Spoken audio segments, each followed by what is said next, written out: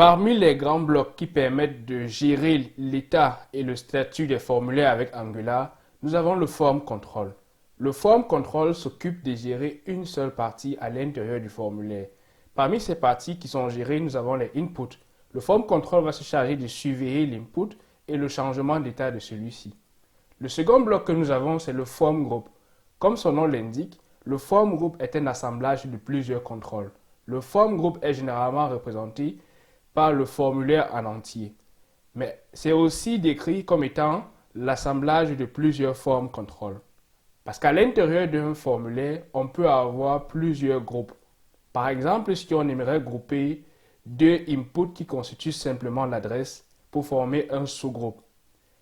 Là, on distinguera ensuite plusieurs sous-groupes à l'intérieur du grand formulaire. C'est la raison pour laquelle le deuxième bloc form group permet de gérer plusieurs sous-groupes à l'intérieur du grand formulaire qui lui aussi est un grand groupe. Le contenu final du form group constitue ce qu'on appelle le modèle du formulaire. Ce modèle du formulaire-là se charge de donner une vue d'ensemble sur tout ce que nous avons introduit à l'intérieur du form group. Ce modèle-là se charge de gérer l'état du formulaire.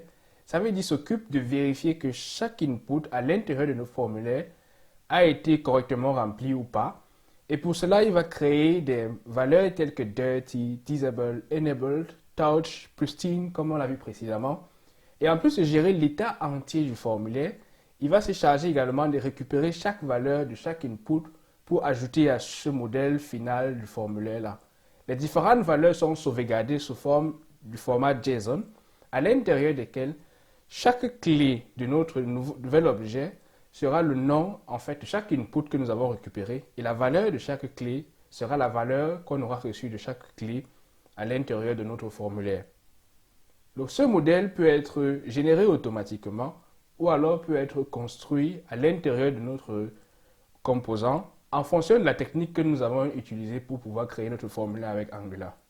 La première méthode, c'est la méthode template ou la méthode basée sur les templates.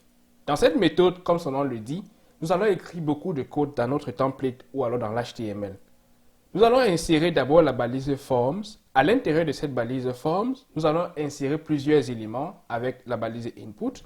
À ces éléments, nous allons ajouter le data binding avec le two-way data binding comme nous l'avons vu dans l'introduction sur Angular. Nous allons insérer manuellement les règles de validation. Nous allons insérer les messages d'erreur. Et l'ensemble de ces éléments-là va générer automatiquement le modèle du formulaire. L'autogénération de ce modèle-là est aidé naturellement par Angular.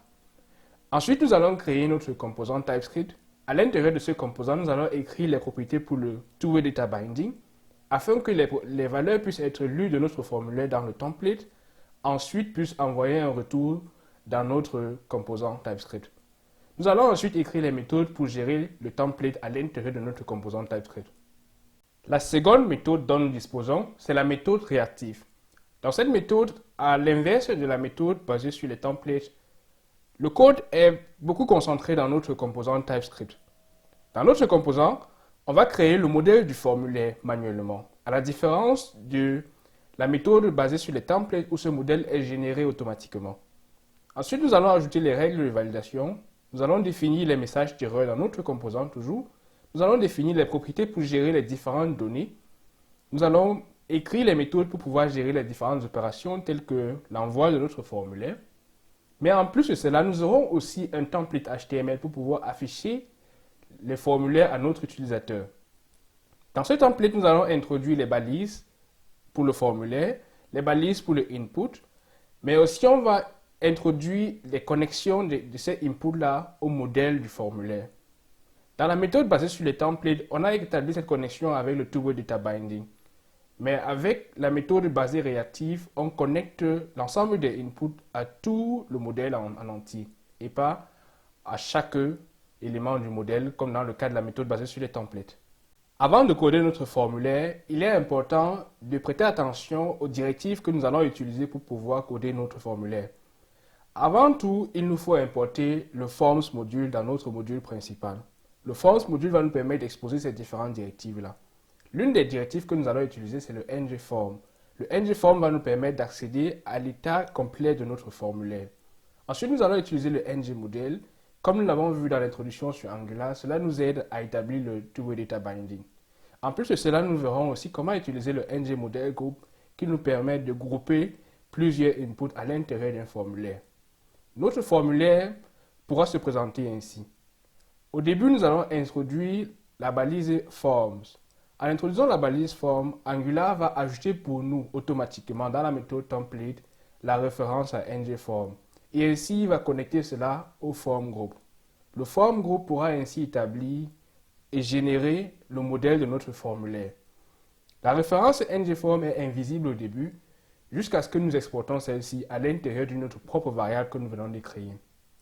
Une telle variable peut être créée en introduisant un template de référence. Le template de référence en Angular est écrit avec un hashtag devant. Dans notre cas, nous avons écrit un hashtag registerForm et dans registerForms, nous pouvons exporter la variable ou du moins la directive ngForm. À quoi ça sert d'exporter une telle directive?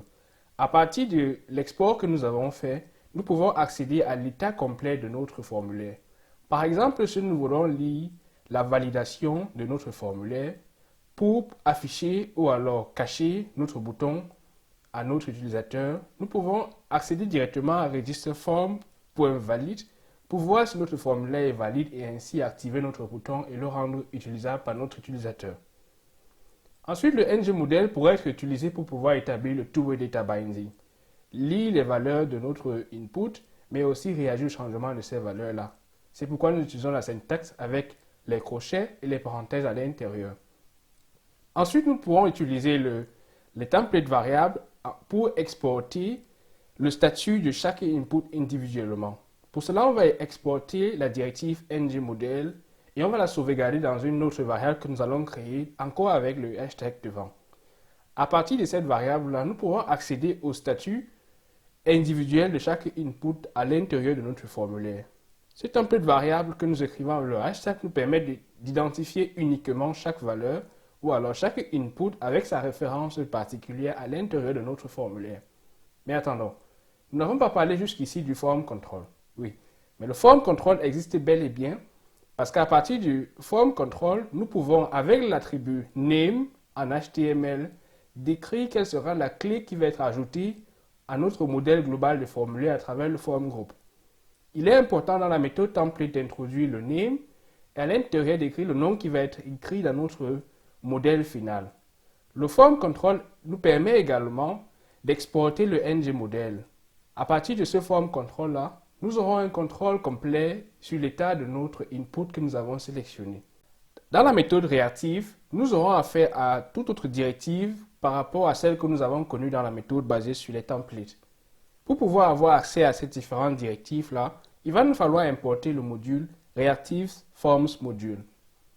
Parce que dans cette méthode, le template ou alors le modèle du formulaire n'est pas généré automatiquement comme dans la méthode basée sur les templates, nous aurons besoin tout d'abord du form groups et du form controls qui vont nous permettre de construire le formulaire en entier, mais aussi les inputs qui constituent ces différents formulaires-là. À chaque input, nous allons introduire une directive qu'on appelle form control name. Il peut arriver que nous voulons créer des groupes d'input. Pour cela, nous allons utiliser le form group name ou encore le form array name dans certains cas. Nous allons considérer chacune de ces directives plus tard lorsque nous allons construire les formulaires réactifs. Mais d'abord, commençons par construire notre formulaire basé sur les templates.